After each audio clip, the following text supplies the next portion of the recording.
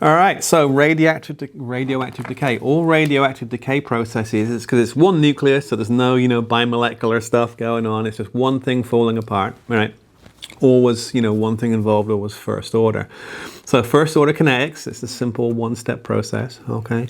So just remember the simple half-life trick, because half-lives, if you think about it, are very popular in nuclear chemistry, right?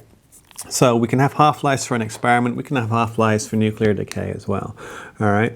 So a half-life is, of course, defined as how long it takes for half of the material to go away, right? It'll be reacted away, okay? So we don't do, generally speaking, in nuclear chemistry, because moles is proportional to mass, and we generally just straight weigh these things. The mass is proportional to the number of moles, right?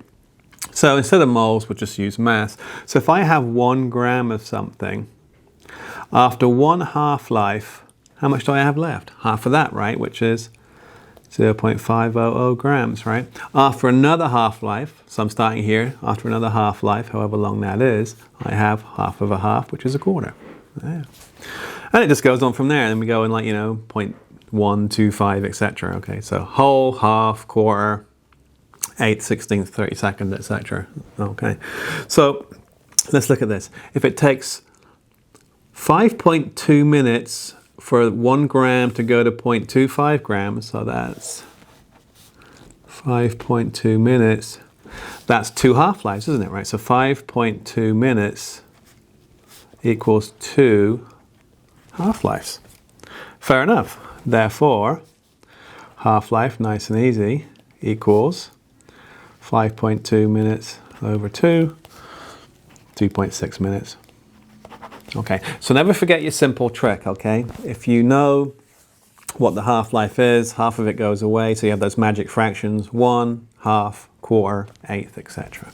Okay. Now, if we don't have a whole number of half-lives, there's a couple of things we can do, okay? We can use our first order rate equation, right? So that's the one with K and things like that, right? So let's do that, all right? So in terms of our nuclear chemistry, instead of concentration at time t and going number of nuclei or mass at time t and initial time, time 0, equals minus K t, rate constant time, right? Also, t a half equals the same as we saw before. Okay. All right, so those two equations still apply. I've just changed variables just a little bit to take account of this in nuclear processes. Remember, this is all first order. All right, so let's read this one. So how much time is required for 5.75 milligrams of chromium-51 to decay to 1.5 milligrams if it has a half-life of 27.8 days? All right, so that's nice and easy. T a half, 27.8 days. Now remember, this is not going to be necessarily in seconds because nuclear decay processes can take sometimes thousands of years. So whatever unit they're using, keep it. All right. K, well, careful here, right? We got this going on over here, right? So K equals, just switch it over, 0.693 over 27.8 days, which equals units days to the reciprocal 1, right? Because it's reciprocal. Okay. So, you know, eventually we're going to sub in here, of course, right? Okay. How much time is required? So we're going to solve for that guy, right? Oh, sorry. I'm going to solve for that guy. My mistake. Solve for time. Okay. To go from 1.5 grams, so the amount at time 0 is 1.5 grams. Well, actually milligrams, right? Units will cancel, doesn't really matter. And then, oh, my mistake, so I did there. N0 and NT. So let's just get it straight. Move it up, okay? I should read the question, right? How much time is required? So T is our objective. How much time is required for 5.75 milligrams to decay to 1.5? So at time 0, it's 5.75 milligrams. At time t, magic t we'll find later, 1.5 nanograms. So we're going to use this equation, ln, and let's just be concrete and put the units will cancel. Yep. It's very early in the morning, that's my excuse. Okay, so NT, that's the amount left after a certain amount of time. That's the initial amount. Okay, equals K, which we did. Now the unit's going to be days, the -1 there. So the answer here will be T in days, right? Okay. Do some math. Feel free to pause and try it. Okay. So take the ratio of these, find the natural log. That's -1.34 equals. Oh, I forgot something. Minus 0.0249 day -1 times T. T equals, when you work it out, 54 days. Fantastic. So that's the traditional way to solve it, which I would recommend. Okay, this will be in the data sheet, right? Okay. But remember, I'll write it at the top here. When we talked about first order, I talked about my one student who actually, by himself, derived this formula, which it turns out is used by geologists all the time. Okay, so the concentration at time t is the concentration at time 0 times the number of half-lives here, half to the number of half-lives. So n is the number of half-lives. So it's not proportional. Remember, the curve is like, decay curve is like that. It's not linear, right? So it's not proportional. And to make this curve match, it's the half-squared curve, right? So that's what I call the Soto equation. If you just want to work out the number of half-lives, you can solve for n or, whatever it is. Okay, but remember, this math is only proportional when you hit it exactly on a fixed number of half-lives. This would be used if you didn't have a fixed number. So say you had 1.5 half-lives, it's not proportional. You'd have to use 1.5 up there. It's a power, not proportional. Okay, so the Soto equation is kind of cool.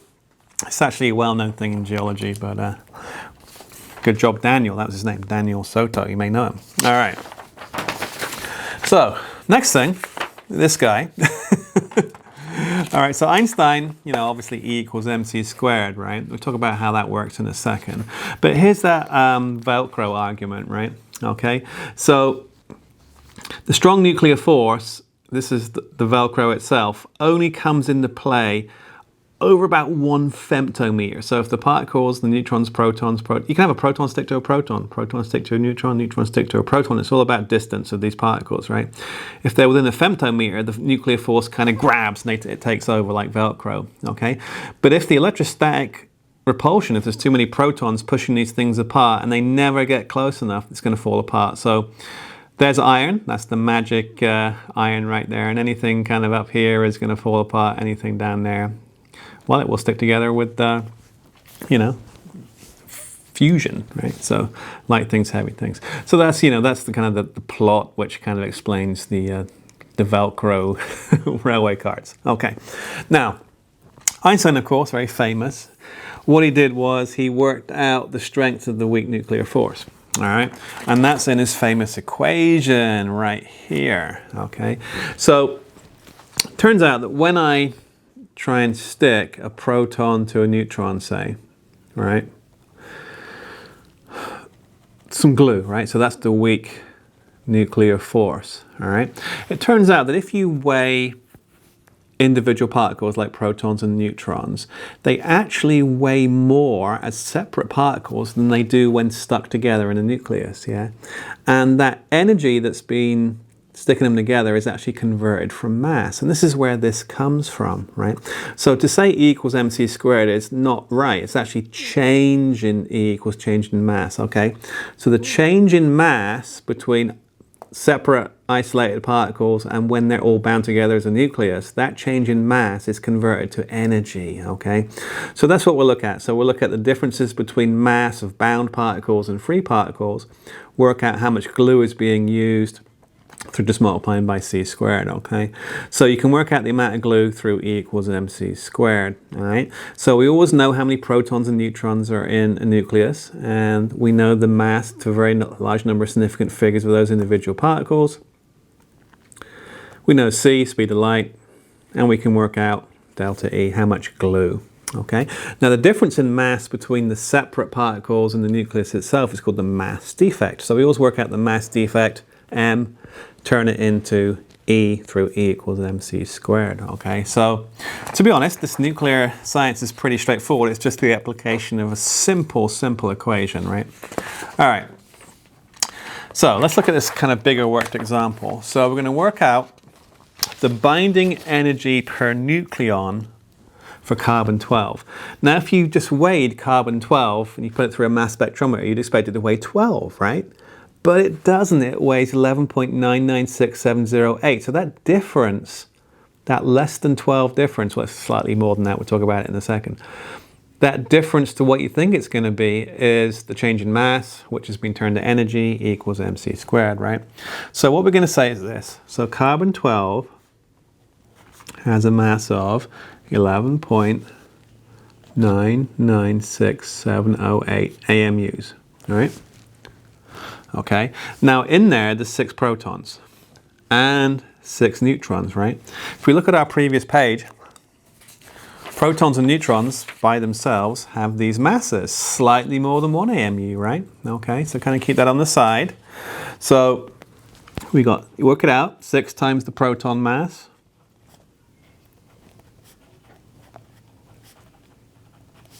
and then 6 times the neutron mass.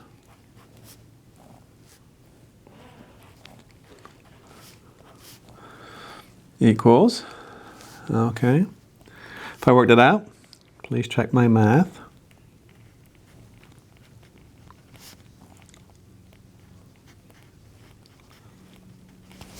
All right, let me just check that. So work along with me. 6 times 0, 6, 7,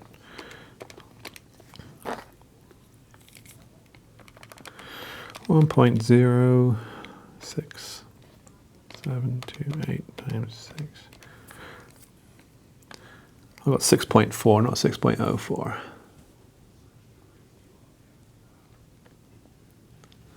Oh, that's a 0. My mistake. I was reading that as a 6. All right, 1.00728 times 6. Yeah, 1.043, yeah, close enough. And the same, okay. So that's the mass of those individually. If I add them together, I get the mass of the particles that make up that nucleus. I get 12 point, let's add these up, 6.0436 plus 6.05196. 12.09556 AMU. All right, so real quick, let's just recap what we did. We know that carbon-12 has 6 protons, 6 neutrons. If we add them up separately, they weigh this.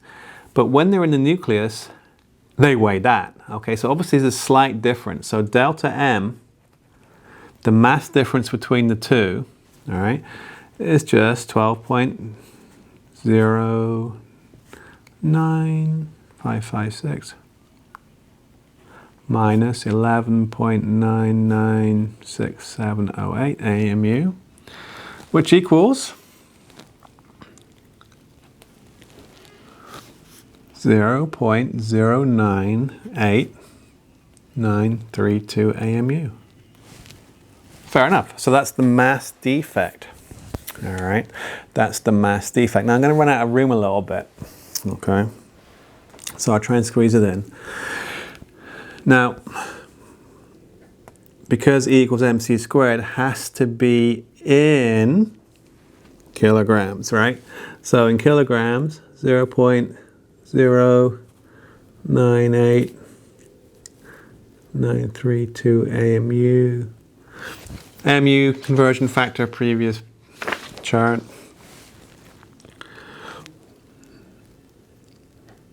Okay, 1.6605,837 grams per AMU times 1,000 grams is 1 kilogram. I get 1.64 times 10 to the minus 28 kilograms. Well, what does that mean? Right? So, the mass defect for one nucleus between its individual particles and what it is when it's combined is 10 to the minus 28 of a kilogram. That sounds like a tiny amount of joules, and it is. Let's work out how many joules that is. So E equals, I like to say delta mc squared, but we'll just go mc squared, right? Oh, mc squared, which equals 1.64 times 10 to the minus 28 kilograms times the speed of light squared. 3.0 times 10 to the 8 meters per second squared. All right, equals 1.48 times 10 to the minus 11 joules. Okay, so that is how much energy is in joule is being used to hold together a carbon atom, right? How much energy in joules is being used to hold together a carbon atom? Fair enough, right? You say, well, that's tiny. 10 to the minus 11, that's, well, a billion is 9, 10, 11. That's 100 billionth of a joule is being used to hold together an atom of carbon. And you think, well, that's a tiny amount. How can nuclear energy is so big in terms of its scale? Well, how many atoms are in a mole? 6 times 10 to the 23, right? Let's just multiply that by 6 times 10 to the 23 just for fun. 1.48 times 10 to the minus 11 times 6.02 times 10 to the 23. Oh, 9 times 10 to the 12. So in a mole of carbon, right? In a mole of carbon, there's 9 times 10 to the 12 joules, right over here. Keeping it together, yeah, okay. In real world terms, a billion is 9, 10, 11, 12. So that's a trillion, 9 trillion joules.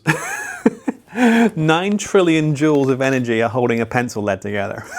Crazy, right? So when you multiply it out by the, you know, the mole, it's crazy numbers, right? So if you can just liberate a small amount of energy by splitting those atoms, loads comes out. So that's the origin of nuclear kind of weapons, essentially, right? Liberating that glue. All right. Now, just to finish off, that's not the final answer. Binding energy per nucleon, that's per nucleus. So divide by 12, you get the answer 1.2 times 10 to the minus 12 joules per nucleon. All right. So try that one. I won't set it for any extra credit or anything like that, but the answer is 1.37 times 10 to the minus 12. So just try it. Do the same kind of procedure, try it here. Okay. Now, remember that graph of nuclear stability? Iron has the most stable nucleus of all time. Okay. So, if I can show you. So, you know, things that are heavy are falling apart through the weak force to make iron, and things that are light are adding more Velcro to turn into iron. Okay, so you know there's lots of iron in the future of the universe. If the universe continues essentially forever, it will just be made of iron. Okay. Now, there are two ways you can turn things into iron. Yeah, you can either split big ones apart, and that's nuclear fission, which is the origin of nuclear weapons and nuclear power. Okay, so big heavy things fall apart. The two things they make are lighter, right, together than they are when they're together, right, so as uranium say, right? That difference in mass comes out as energy. Okay. The sun just basically takes light things, sticks them together, okay, and then they just increase the Velcro essentially. So that difference in strong nuclear force comes out as energy. All right. So the sun, fusion, weapons, fission, it's all about trying to make nuclei more stable. Either they get heavier through Velcroing or they get lighter through essentially repulsion. All right, hopefully that makes sense. Now, there we are. You don't really have to try this. I'd say do the worksheet instead, right? That's your lab, right? Okay, so Yeah, that's just a couple of processes. That's splitting of uranium-235, we mentioned it, okay? So the mass defect is 200 mega electron volts. So like the electron charge times 1 is an electron volt, so mega is times a million, right? 200 million mega electron volts. So these fission processes per event are much more, high energy than the fusion events, right? But, that's like, this is what happens in the sun. This is what happens in a nuclear reactor. Okay, bring them down. All right, so a couple of nice pictures to finish. Now, your worksheet, if I can find it. Here it is. Okay, so all I want you to do is worksheet 1. Okay, this is an individual kind of thing. Obviously, you can talk to people, but what I want you guys to do, fill this out. Take pictures with your phone if you have to, but do put them into one PDF document, okay? There's a free app out there which turns pictures into PDFs. I advise you to use it, okay? Or you can just cut and paste pictures into a Word document or straight, and save it as a PDF. Anything, right? Just give me one document, Word or PDF, right, with this inside it, right? Basically, it talks about what we've done in our packet. It talks about different transmutations, how we have, that's kind of interesting. We have a band of stability, yeah. So when you look at the number of protons in a nucleus and the number of neutrons, as you get further into the periodic table, the range gets bigger, okay? So you can have more isotopes. So xenon, for example, has like dozens of isotopes, whereas carbon only has 4, right? So that's the band of stability. If you go outside of that band of stability, you'll have nuclear decay, okay? So most of the processes, and we've seen this chart before, it is labeled slightly different, okay? This chart is slightly different than the one, it's kind of upside down, if that makes sense. So look at the one in the notes, it's the same kind of labeling, but it's reversed, okay? So look at transitions in this chart, which is a zoom in of this chart, right? So I think we had neutrons up here and protons up here in our chart from the notes. So be careful of that, right? Think about the directions they'll go, all right? Then we talk about balanced equations.